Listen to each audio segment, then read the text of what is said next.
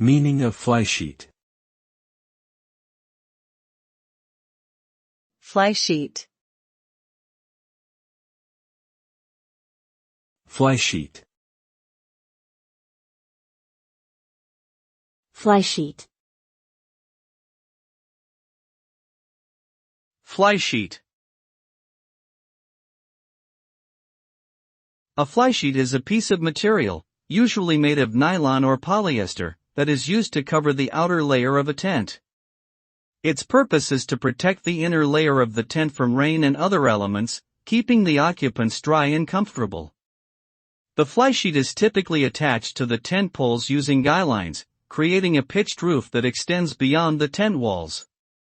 This design allows for proper ventilation and prevents condensation from forming inside the tent. In short, a flysheet is an essential component of a camping tent that keeps the occupants dry and comfortable during inclement weather.